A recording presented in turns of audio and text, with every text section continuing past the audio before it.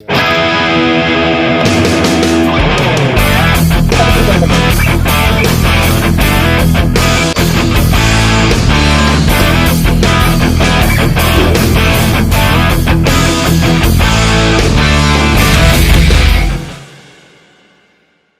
Challenges से खेलना भी हमें अच्छा लगता है। पूरे विश्व में सिर्फ एक फेडरेशन है जो इतना बड़ा ग्रास रूट लेवल का एथलेटिक प्रतियोगिता कराता है। आज नीरज चोपड़ा किस किस ऊंचाइयों में पहुंच गया है, तो उसने भी अपना करियर जो है वो निडजेम से शुरू किया था। और जेवलिन में ये नहीं कि नीरज अच्छा कर रहा है, और बहुत अच्छे जेवलिन थ्रोअर्स हैं जो आ रहे हैं आगे। ये सोचते थे कि हमने इंडिया का ट्रैक सूट डाल लिया, हमारा उद्देश्य पूरा हो गया। अब एथलीट मेडल जीतने के लिए जाते हैं। पहली फेडरेशन है जिसने नेशनल कैंप्स को बंद किया। तो ये एक पहली फेडरेशन है जिसने कैंप्स को डिसेंट्रलाइज किया है, और सरकार ने भी इसको समझा और अप्रिशिएट किया। जिस दिन नीरज का गोल्ड आया, पूरे इंडिया में जेवलिन मिलना बंद हो गया, आउट ऑफ स्टॉक पूरे इंडिया में हो गया। आज इंडिया में 80 प्लस के कम से कम 15 एथलीट होंगे।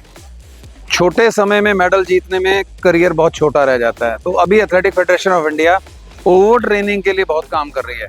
तो इसलिए एथलीट्स को हम हमेशा कहते हैं कि ओवर ट्रेन ना करें, अपने आप को सिस्टम में अपनी ट्रेनिंग करें, जल्दी चैंपियन बनने की कोशिश ना करें। समय के साथ सब कुछ ठीक होता है। ओवर एज भी, डोपिंग भी, इनको हम बिल्कुल खत्म करने के प्रयास कर रहे हैं।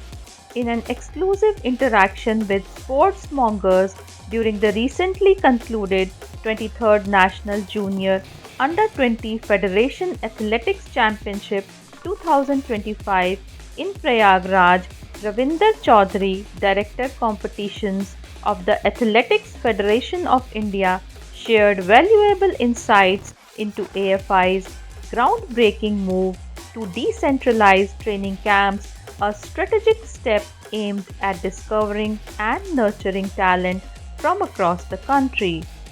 He spoke candidly about the encouraging outcomes of this initiative and how athletics in India is being shaped through sustained grassroots efforts, structured competitions, and athlete-centric policies.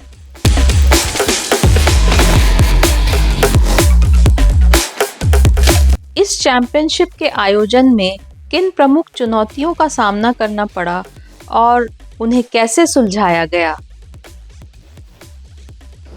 देखिए, जब कभी पहली बार प्रतियोगिता किसी शहर में हो और बारिश के मौसम में हो, चैलेंजिंग ज़रूर होता है।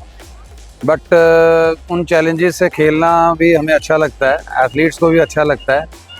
और सभी इवेंट समय पे हुए। जैसे सुबह 5:30 पहला इवेंट पूरे 5:30 शुरू किया गया। और जैसे कि हमने प्लान किया था कि बारिश होगी और वाटर प्रूफिंग का हिसाब लगाया गया, तो हमारा कोई भी इवेंट इस तरह से डिले नहीं हुआ। एक इवेंट डिस्कस जो है थोड़ा सा डिले हुआ, क्योंकि डिस्कस बारिश तेज़ में नहीं कर सकते, हाई जंप हम करते रहे उसमें। और यूपी एथलेटिक्स एसोसिएशन और यहाँ की एडमिनिस्ट्रेशन ने पूरी सपोर्ट दी। भारतीय एथलेटिक्स महासंघ जमीनी स्तर पर एथलेटिक्स को मजबूत करने के लिए कौन-कौन से ठोस कदम उठा रहा है? देखिए, शुरू से athletic federation of India grass root level पे काम करती है। पूरे विश्व का सबसे बड़ा ग्रास रूट लेवल, जिसको निडजेम बोला जाता है, नेशनल इंटर डिस्ट्रिक्ट चैंपियनशिप, पूरे विश्व में सिर्फ एक फेडरेशन है जो इतना बड़ा ग्रास रूट लेवल का एथलेटिक प्रतियोगिता कराता है।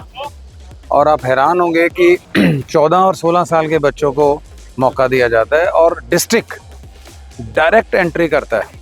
तो फेडरेशन सिर्फ स्टेट एसोसिएशंस को नहीं तालमेल में रखता, और डिस्ट्रिक्ट्स को भी तालमेल में रखता है। उससे क्या होता है कि डिस्ट्रिक्ट से बच्चे जो टैलेंट है उभर के आता है। और आप हैरान होंगे कि नीरज चोपड़ा किस किस ऊंचाइयों में पहुंच गया है। तो उसने भी अपना करियर जो है वो निडजेम से शुरू किया था। ऐसे बहुत एथलीट हैं, हीमा है, बहुत और एथलीट्स हैं जिन्होंने ग्रास रूट लेवल से आकर और पूरे इंटरनेशनल कॉम्पिटिशन्स में अच्छा किया। तो इसके लिए हम 20वां एडिशन, मेरे को लगता है, अगर मैं ठीक हूँ तो 20वां एडिशन इस बार होने जा रहा है। और इसमें आप देखेंगे कि करीब 6000 एथलीट बच्चे पार्टिसिपेट करते हैं। और अगर 6000 एथलीट आते हैं तो छोटे बच्चे हैं तो पेरेंट्स भी आते हैं। तो इस मीट में उस शहर में करीब 20,000 लोग आते हैं। AFI का मानना है कि अब समय आ गया है कि हम एशियाई और कॉमनवेल्थ खेलों से आगे सोचें। एथलीटों को वर्ल्ड चैंपियनशिप और ओलंपिक के लिए कैसे तैयार किया जा रहा है? देखिए, एथलेटिक फेडरेशन इसके लिए बहुत अच्छा काम कर रही है। मैं हमेशा मेंशन करना चाहता हूँ डॉक्टर ललित भनोट का नाम, जिनकी विजन जो अगले 5 साल 7 साल आगे का सोचकर चलते हैं। आपको बताना चाहूँगा कि जेवलिन एक ऐसा नेशनल जेवलिन का अलग नेशनल कंपटीशन होना शुरू हो गया था आज से 10 साल पहले। तो 10 साल पहले हमें लगता था कि जेवलिन में हम कुछ करेंगे, और जेवलिन में ये नहीं कि नीरज अच्छा कर रहा है, और बहुत अच्छे जेवलिन थ्रोअर्स हैं जो आ रहे हैं आगे। तो इसी तरह से 400 मीटर का अलग से नेशनल मीट होता है। 400 भी आज हमारी स्ट्रॉन्ग है। कोई समय था कि एथलीट सिर्फ ये सोचते थे कि हमने इंडिया का ट्रैक सूट डाल लिया, हमारा उद्देश्य पूरा हो गया। अब एथलीट मेडल जीतने के लिए जाते हैं। तो हमारी फेडरेशन ने एक बहुत बड़ा स्टेप लिया है, जिसमें डॉक्टर भनोट की विजन आई कि सिर्फ नेशनल कैंप्स में बच्चे तैयार करने की बजाय इसको डिसेंट्रलाइज किया जाए। पहली फेडरेशन है जिसने नेशनल कैंप्स को बंद किया। आज JSW है, आज रिलायंस है, आज और हमारी एकेडमीज़ हैं जिनको हमने अलाउ किया, और वो यहाँ पार्टिसिपेट कर रही हैं। आप देख रहे होंगे यहाँ एथलीट JSW से खेल रहे हैं, यहाँ रिलायंस से एथलीट्स खेल रहे हैं, आर्मी से खेल रहे हैं, NCUA से खेल रहे हैं। सो एक कैंप से कितने अच्छे बच्चे निकलेंगे या 10 कैंप से कितने अच्छे बच्चे निकलेंगे, बहुत अंतर आएगा। तो ये एक पहली फेडरेशन है जिसने कैंप्स को डिसेंट्रलाइज किया है, और सरकार ने भी इसको समझा और अप्रिशिएट किया, और इसके रिजल्ट आने वाले समय में आप देख पाएंगे। भारत में खेल संस्कृति, विशेषकर एथलेटिक्स को बढ़ावा देने में AFI किस प्रकार योगदान दे रहा है? देखिए, स्पोर्ट्स कल्चर आज से जो कुछ साल पहले था और अब में बहुत फ़र्क आ गया। आपको मैं छोटा सा एग्जांपल दूंगा। जिस दिन नीरज का गोल्ड आया, पूरे इंडिया में जेवलिन मिलना बंद हो गया, आउट ऑफ स्टॉक पूरे इंडिया में हो गया। आज इंडिया में 80 प्लस के कम से कम 15 एथलीट होंगे। तो आप देख सकते हैं 85 प्लस अभी सचिन ने लगाया।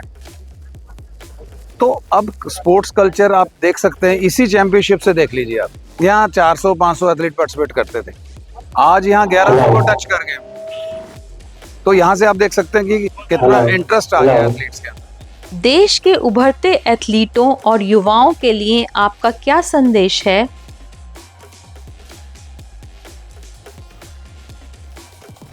एथलीट्स को हमेशा मैं कहना चाहूँगा कि जो हार्ड वर्क है उसका कोई सब्स्टिट्यूट नहीं होता। कभी भी जल्दी से ओवर ट्रेनिंग करके मेडल जीतने से अच्छा है समय के ऊपर प्रॉपर ट्रेनिंग करके स्लो प्रोग्रेशन के साथ, पक्की नींव के साथ हमें मेडल्स की तरफ जाना है। छोटे समय में मेडल जीतने में करियर बहुत छोटा रह जाता है। तो अभी athletic federation of India over training के लिए बहुत काम कर रही है। हमने बहुत इवेंट ईजी किए हैं, तो इसलिए एथलीट्स को हम हमेशा कहते हैं कि ओवर ट्रेन ना करें अपने आप को, सिस्टम में अपनी ट्रेनिंग करें, जल्दी चैंपियन बनने की कोशिश ना करें, समय के साथ सब कुछ ठीक होता है। ओवर एज, डोपिंग और ओवर ट्रेनिंग जैसी समस्याएं जमीनी स्तर पर बड़ी चुनौतियां हैं। AFI इन समस्याओं से निपटने के लिए क्या प्रयास कर रहा है? देखिए, डोपिंग के लिए एथलेटिक फेडरेशन ऑफ इंडिया का ज़ीरो टॉलरेंस है। हमारी कोई नेशनल मीट ऐसी नहीं होती जहां पे नाडा को हम इनवाइट नहीं करते और नाडा आता है। अब हमने स्टेट चैंपियनशिप में खुद इनवाइट करना शुरू कर दिया है। अब इवन स्टेट चैंपियनशिप में भी हम नाडा को बुलाते हैं।